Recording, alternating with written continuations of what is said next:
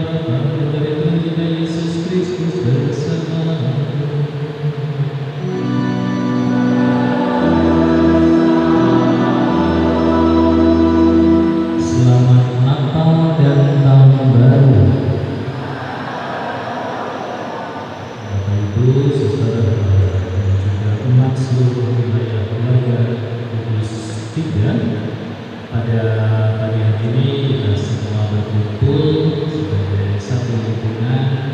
Kita boleh merasakan kesatuan persaudaraan dengan umat dalam satu lingkungan keluarga Kudus Tiga.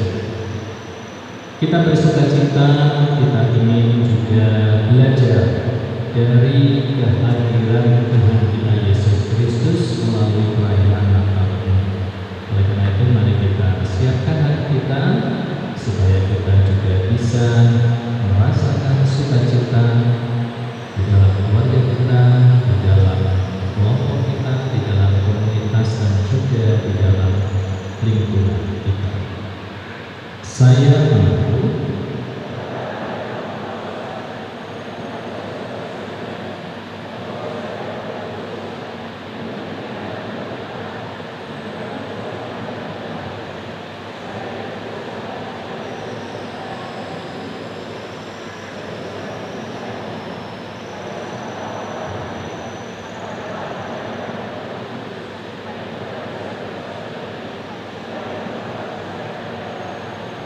semoga Allah yang Maha Kuasa mengasihani kita, mengampuni dosa kita, mengantar kita ke hidup yang benar.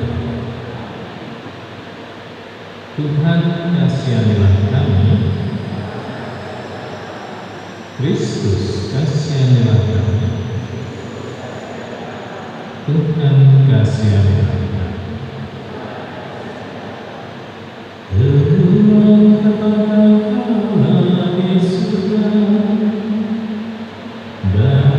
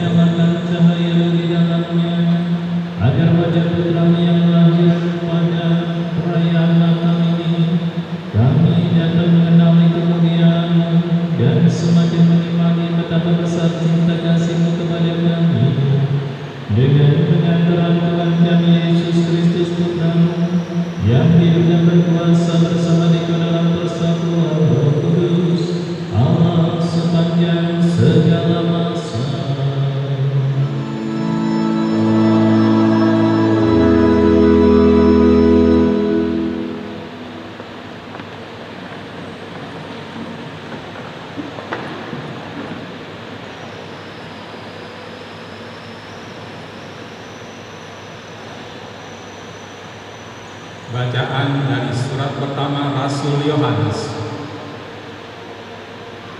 Anak-anakku, janganlah membiarkan seorang pun menyesatkan kamu. Barang siapa berbuat kebenaran, dia adalah benar, sama seperti Kristus adalah benar. Barang siapa tetap berbuat dosa, dia berasal dari iblis, sebab iblis berbuat dosa dari mulanya. Untuk inilah Anak Allah menyatakan dirinya, yakni untuk membinasakan perbuatan-perbuatan iblis itu. Setiap orang yang lahir dari Allah tidak berbuat dosa lagi, sebab benih ilahi tetap ada di dalam dia, dan ia tidak dapat berbuat dosa, karena ia lahir dari Allah. Inilah tandanya anak-anak Allah dan anak-anak iblis. Setiap orang yang tidak berbuat kebenaran tidak berasal dari Allah. Demikian juga setiap orang yang tidak mengasihi saudaranya. Demikianlah sabda Tuhan. Mazmur tanggapan referen. Segala ujung bumi telah melihat keselamatan yang datang dari Allah kita. Segala ujung bumi telah melihat keselamatan yang datang dari Allah kita. Nyanyikanlah lagu baru bagi Tuhan, sebab Ia telah melakukan karya-karya yang ajaib.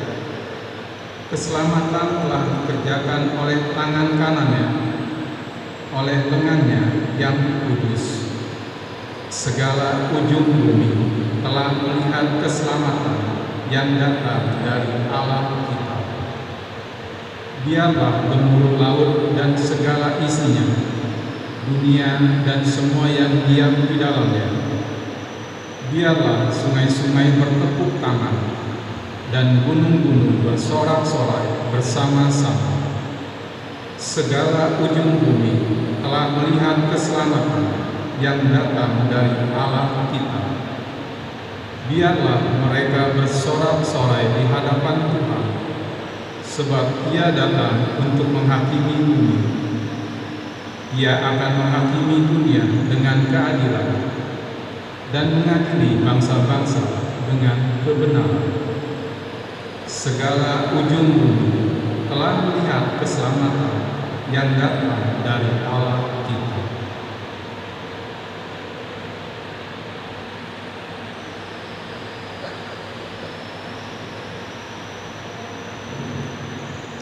Haleluya.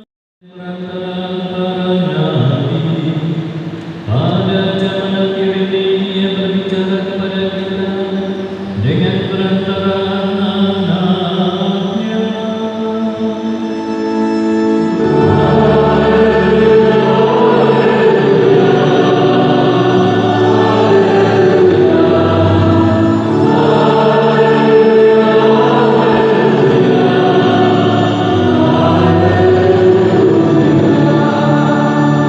Tuhan bersamamu. Inilah Injil suci menurut Santo Yohanes.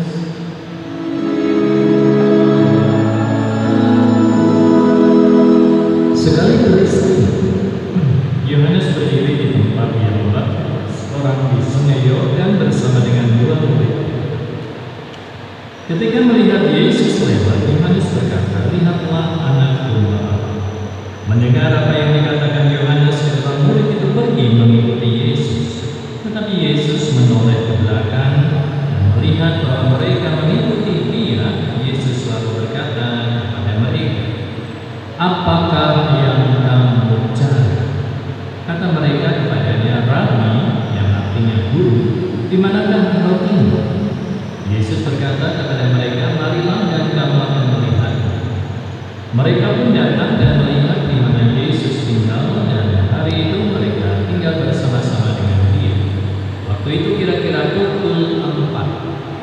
Salah seorang dari kedua murid yang mendengar perkataan Yohanes lalu mengikuti Yesus adalah Andreas, saudara Simon Petrus. Andreas mula-mula bertemu dengan Simon, saudaranya, dan dia berkata kepadanya, "Kami telah menemukan Mesias," artinya Kristus. Lalu Andreas membawa Simon kepada Yesus. Yesus memandang dia dan berkata, "Engkau Simon anak Yohanes, engkau akan dinamakan Kefas," yang artinya Petrus. Demikianlah sabda Tuhan.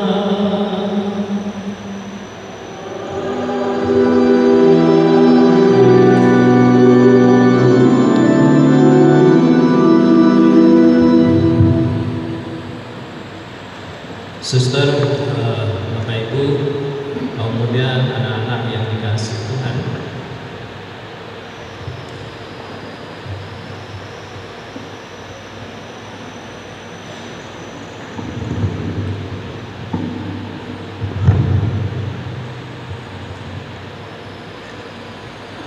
Romo pengen tanya ke anak-anak ya.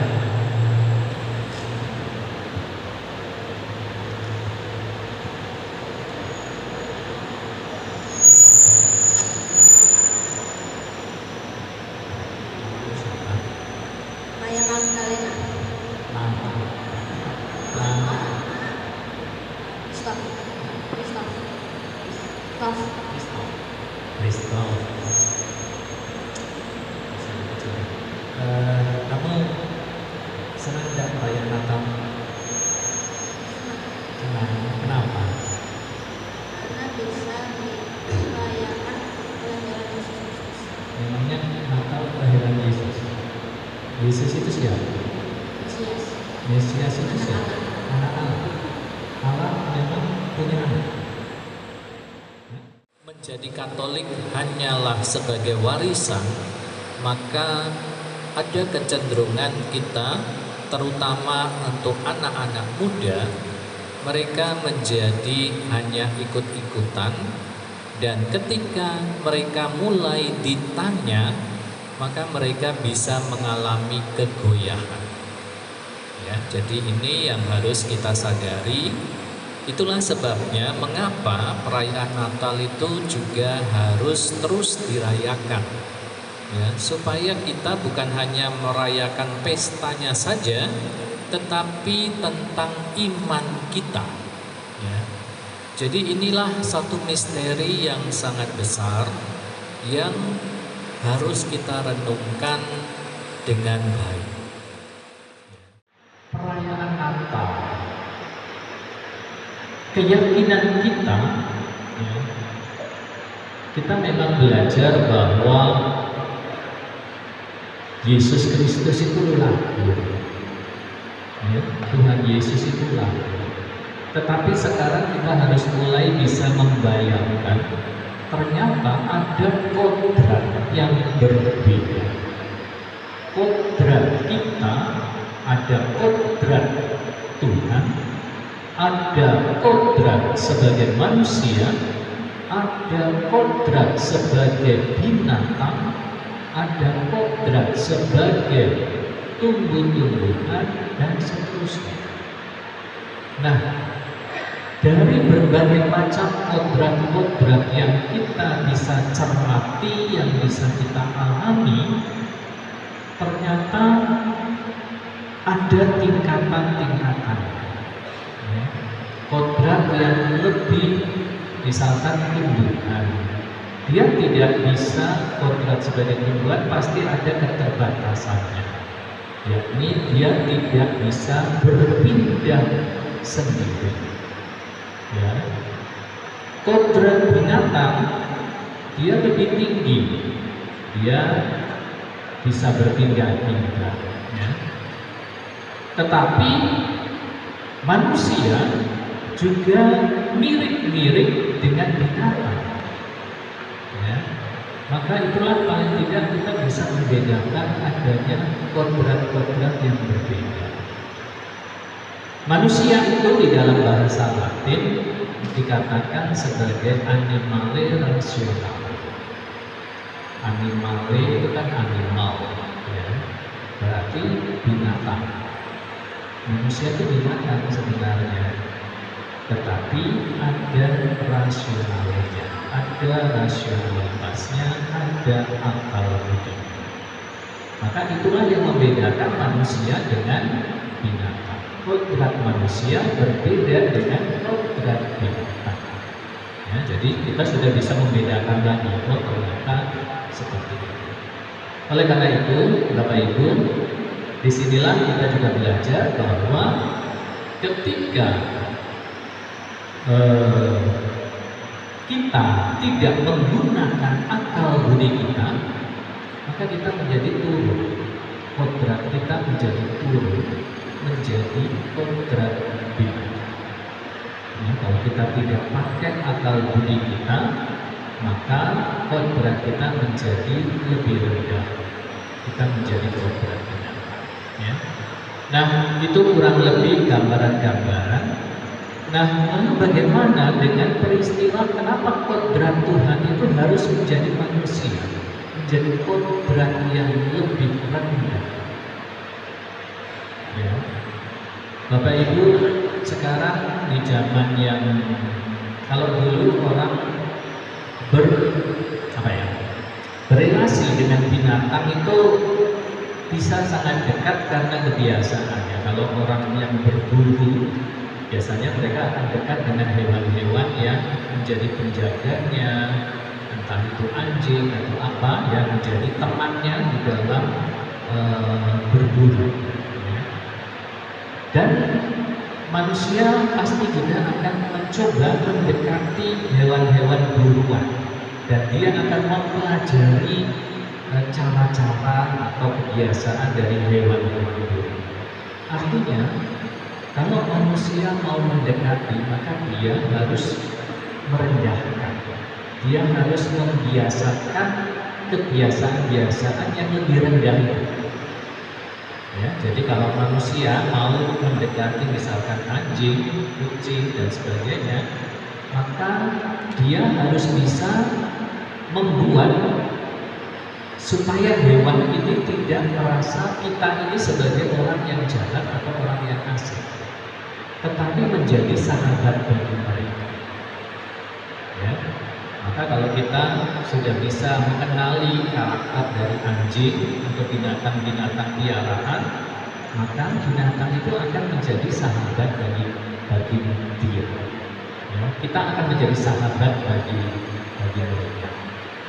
Ya. Jadi yang lebih besar, dia yang menyesuaikan diri.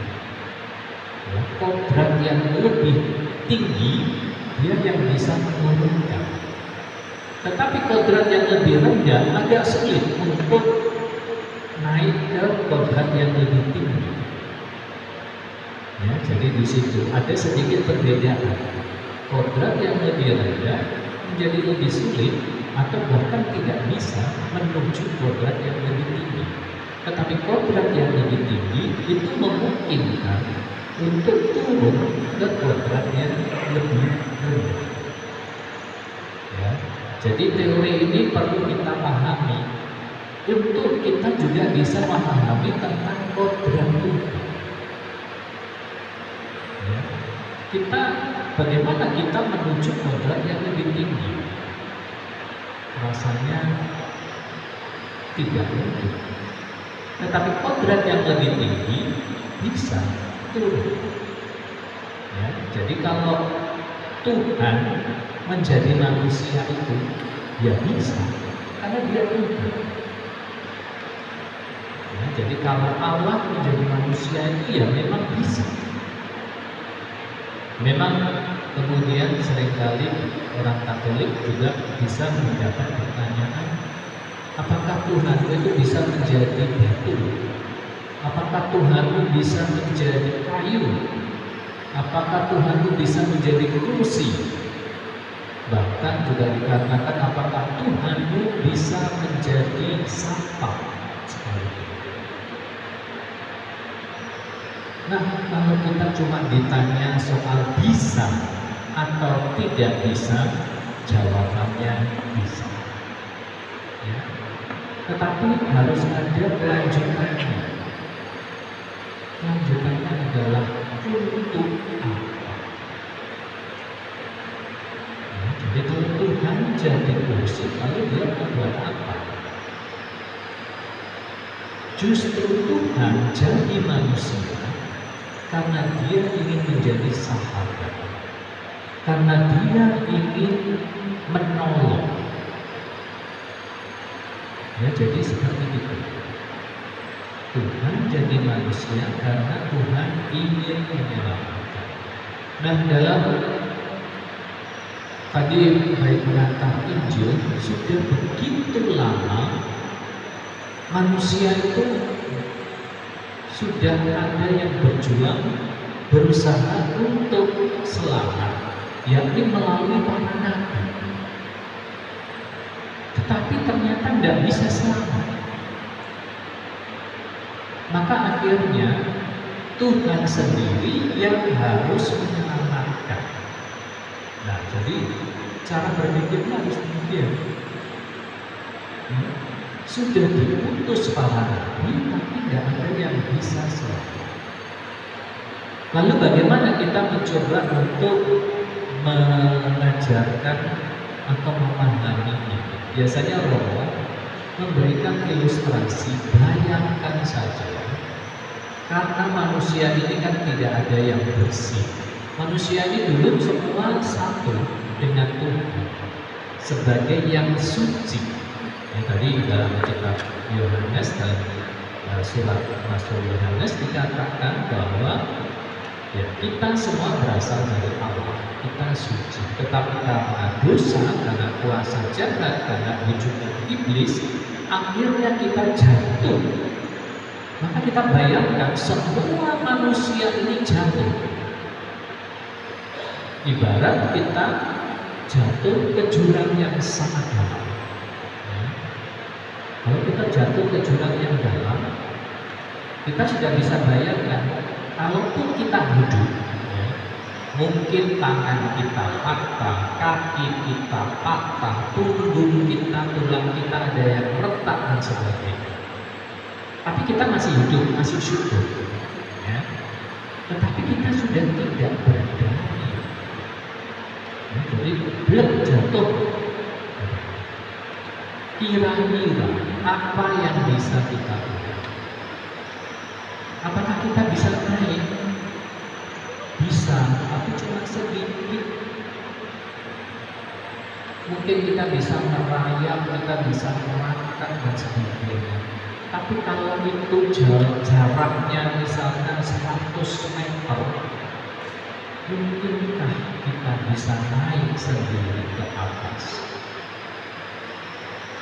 Nanti kita bisa naik sendiri paling ya 1 meter, 2 meter, mungkin kita masih bisa 5 meter, ya. Kita masih bisa dengan upaya kita. Tetapi untuk naik sendiri sampai ke atas tidak mungkin. Bahkan para nabi sudah diutus.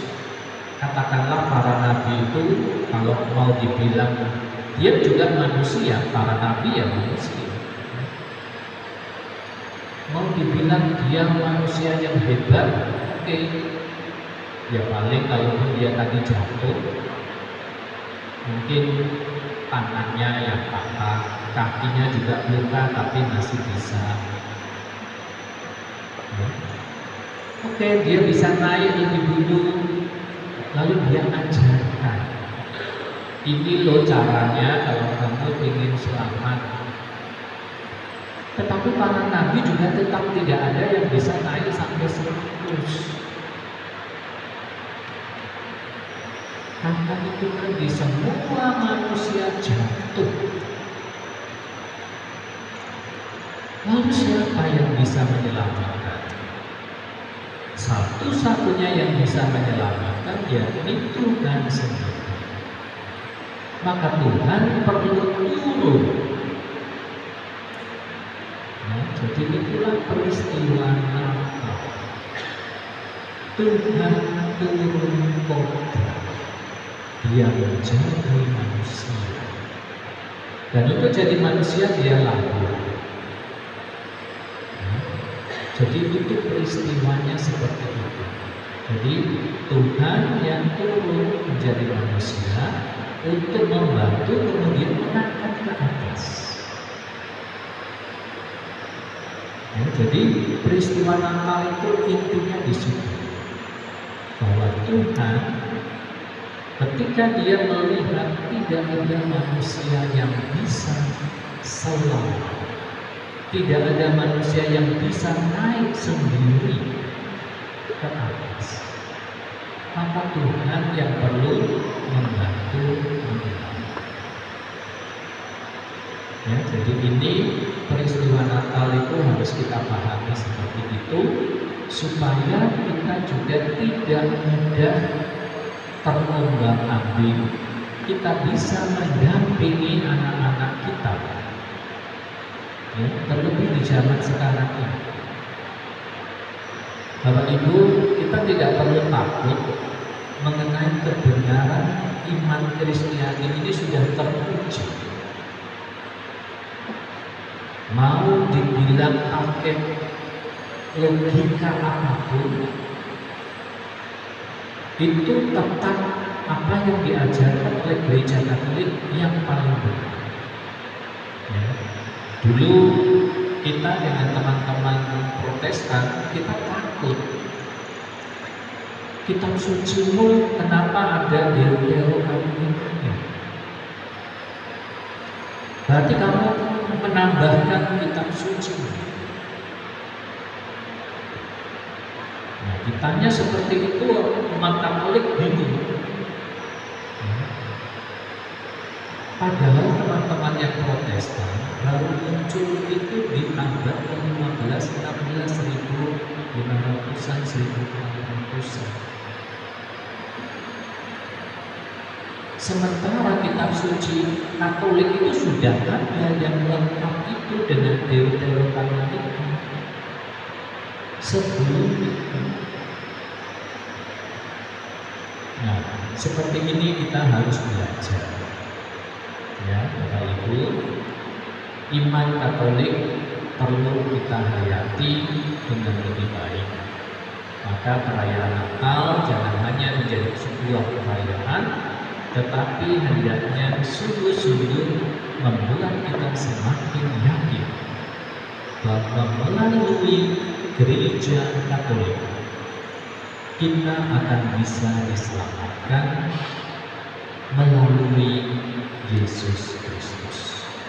Satu-satunya yang akan menjadi penyelamat kita untuk naik tadi, ya, bayangkan saja seperti itu paling gampang untuk membayangkan keselamatan. Ya.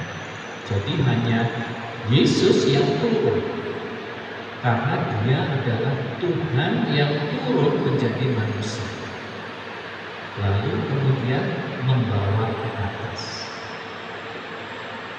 Nanti di situ akan terjadi perbedaan keyakinan, ya. Berarti ada konsekuensinya. Kalau orang tidak mau ikut Yesus, berarti dia tidak akan selamat. Itu konsekuensinya. Karena hanya Yesus yang turun, lalu kemudian mengangkat ke atas. Kalau orang menolak, saya tidak kenal kamu Yesus, saya juga tidak tahu kamu Yesus, ya sudah, berarti dia akan tetap tinggal di bawah. Dia tidak akan pernah ikut ke atas. Ya, jadi itu cara kita berpikir logika. Ya. Hanya yang dari atas turun, dia angkat. Bapak Ibu boleh cek, ya, tindakan penyelamatan mana yang bisa orang yang menjadi korban itu harus berjuang sendiri, tidak akan ada. Harus tindakan penyelamatan itu harus dari atas dan dia harus turun. Ya, misalkan ada musibah, pesawat terbang jatuh di hutan, maka harus ada helikopter di atas, lalu harus ada orang yang turun. Ya, jadi itu pasti akan seperti itu. Nggak mungkin tiba-tiba cuma dilemparkan tangga dan orang disuruh menyelamatkan sendiri, naik sendiri. Itu nggak mungkin. Ya, pasti ada yang dari atas, dia harus turun dulu membantu, lalu kemudian diangkat ke atas. Ya, jadi itu tindakan-tindakan. Maka semoga melalui perayaan Natal ini lingkungan kita semakin rukun, semakin bersatu, ya, dan saling belajar. Maka nanti silakan mulai para pengurus lingkungan mulai ngecek bagaimana pendidikan iman anak-anak, ya.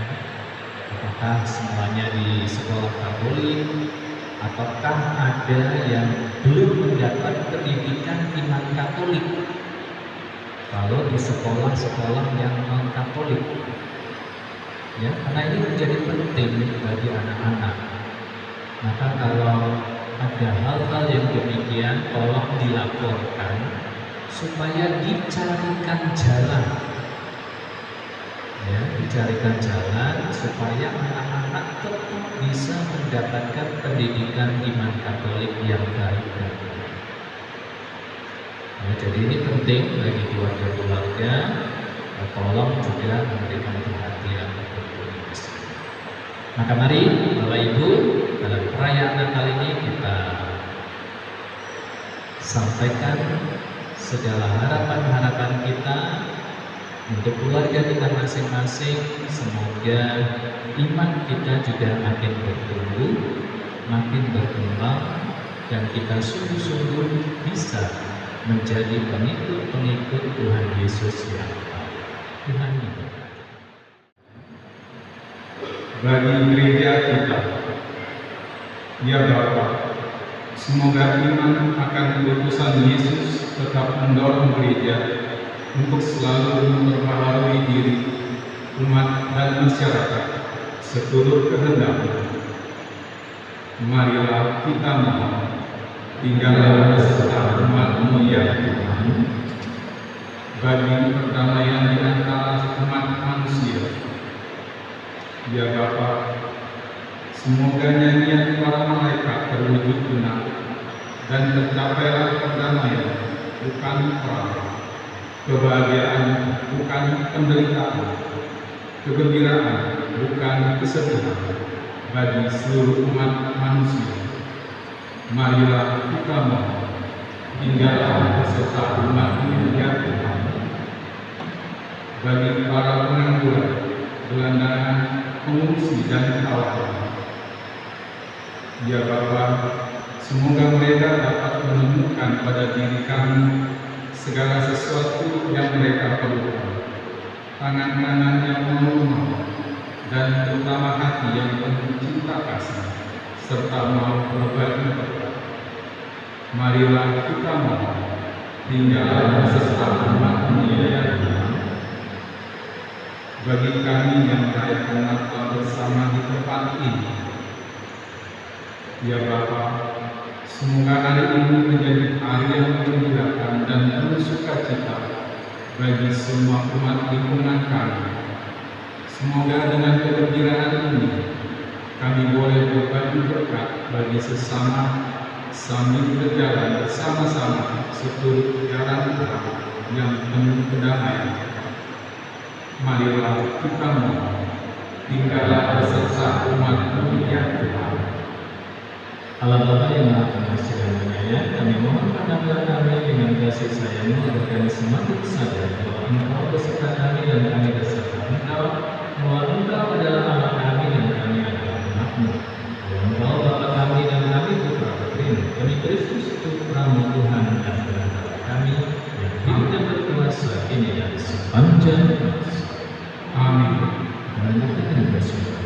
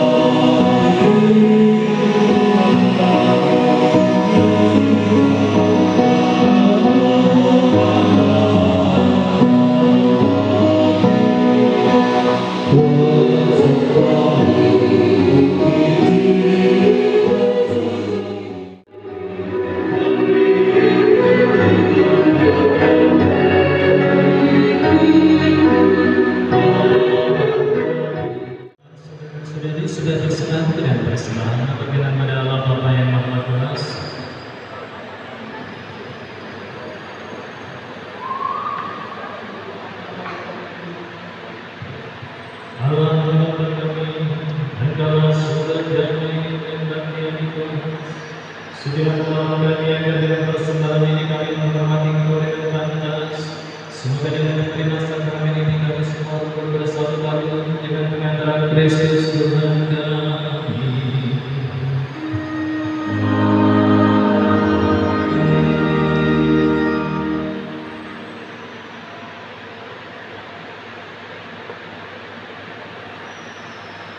Tuhan bersamamu.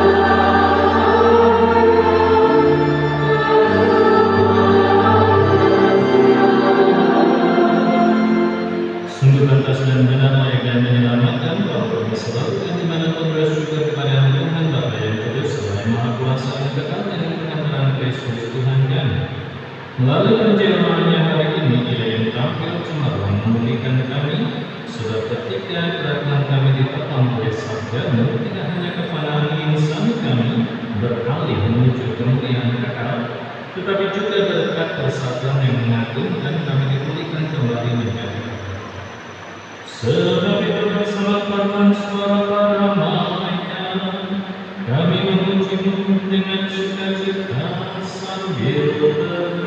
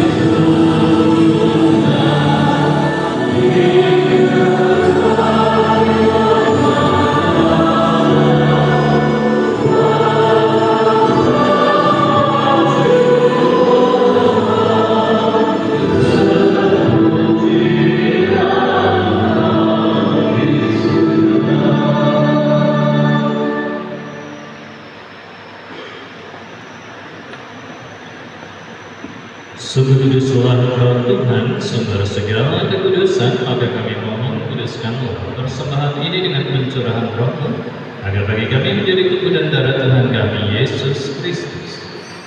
Ketika Dia diserahkan untuk menanggung sengsara dengan rela, Dia mengambil roti dan sambil mengucap syukur Dia memecah-mecahkan, lalu memberikannya kepada murid-muridnya seraya berkata, "Terima dan makanlah kamu semua. Inilah tubuhku yang diserahkan bagimu."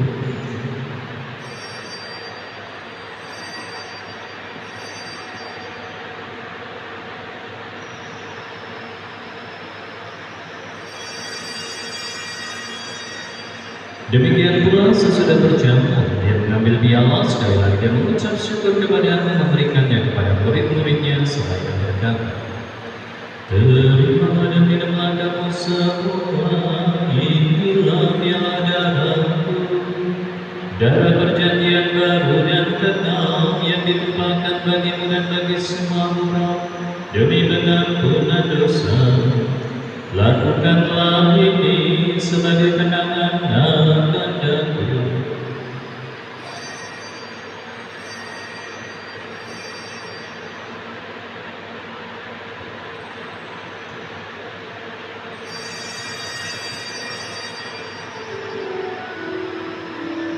Madunglah misteri iman kita.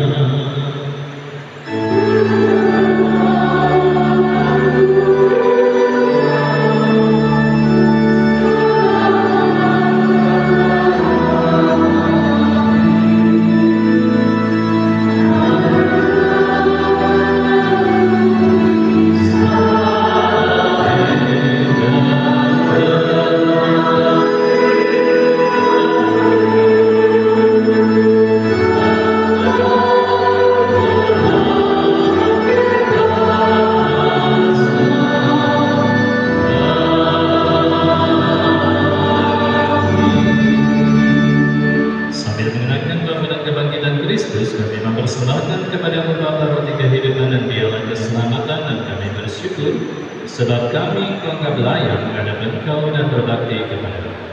Kami mohon semoga kami yang menerima tubuh dan darah Kristus dihimpun menjadi satu umat Roh Kudus. Ingatlah Tuhan akan gereja yang tersebar di seluruh bumi, agar Engkau menyempurnakannya dalam cinta kasih dalam persatuan dengan Paus kami Fransiskus, Uskup kami Ignatius Kardinal Suharyo, serta semua rohanimu. Ya Tuhan, pandanglah juga umat-Mu di lingkungan keluarga kudus tiga ini. Semoga kasih karunia-Mu senantiasa menguatkan mereka semua di dalam karya-karya pelayanan, dan juga untuk keluarga-keluarga mereka sungguh mencerminkan keluarga Katolik yang baik. Ingatlah juga akan saudara-saudari kami yang telah meninggal dengan harapan akan bangkit, dan akan semua orang yang telah berpulang dalam kerahiman-Mu, terimalah mereka dalam cahaya wajah. Kami mohon kasihilah kami semua agar kami terima dalam kebahagiaan abadi bersama Santa Perawat Maria Bunda Allah, Santo Yosef mempelainya, para rasul dan semua orang kudus sepanjang masa yang hidupnya berkenan ada.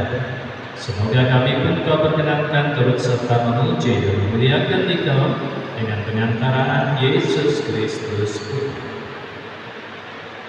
Dengan pengantaraan Dia, bersama Dia, dan dalam Dia, bagi-Mu Allah Bapa yang Maha Kuasa dalam persekutuan dengan Roh Kudus, segala hormat dan kemuliaan sepanjang segala masa.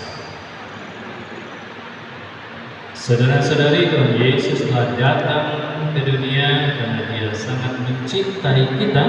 Oleh karena itu, mari kita bersama-sama mengulangi doa yang Tuhan Yesus sendiri ajarkan sambil berdoa.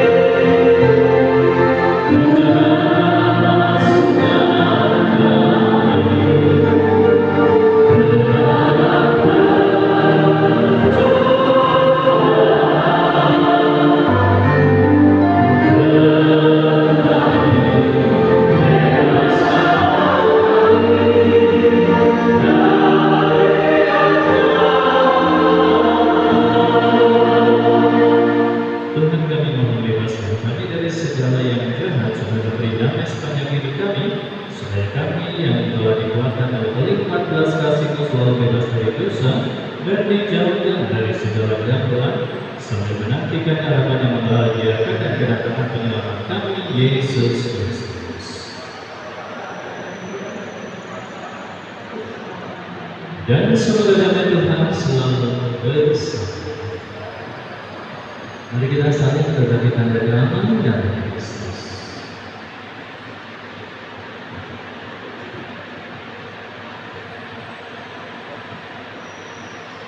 Sampai berjumpa lagi Yesus Kristus memberikan kita kepada semua kami anak domba, anak domba.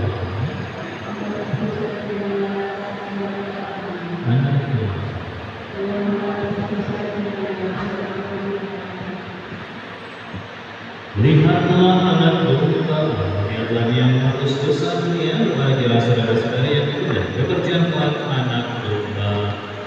Bahkan saya tidak pantas mengatakan oleh saya, tapi bersabda saja maka saya. Tubuh Kristus.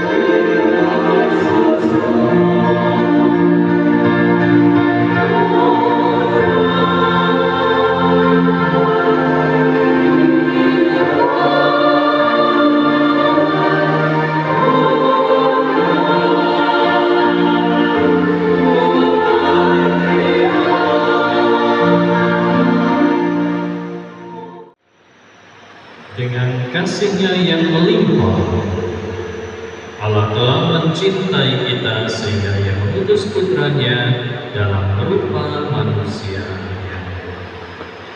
Marilah berdoa.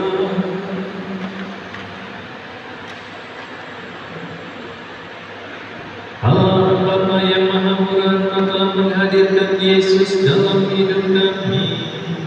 Resapkanlah Roh Kudus-Mu ke dalam hati kami, dan lahirkanlah kami kembali dalam karya cinta kasih kepada sesama, seraya menantikan kedatangan Putra-Mu kembali dengan pengantaran Kristus Tuhan kami.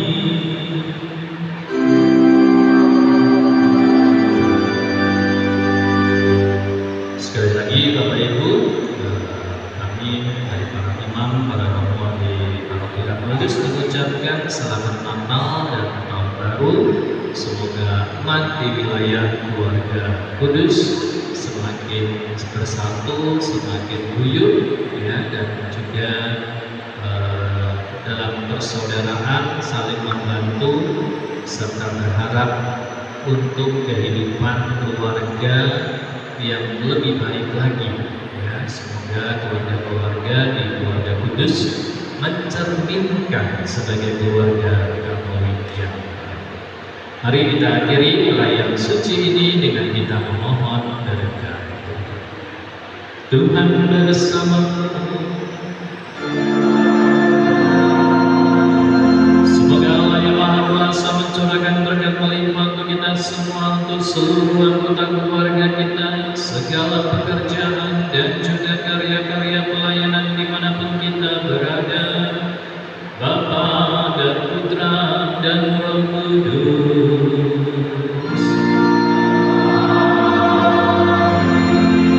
Saudara-saudari, pergilah, misa sudah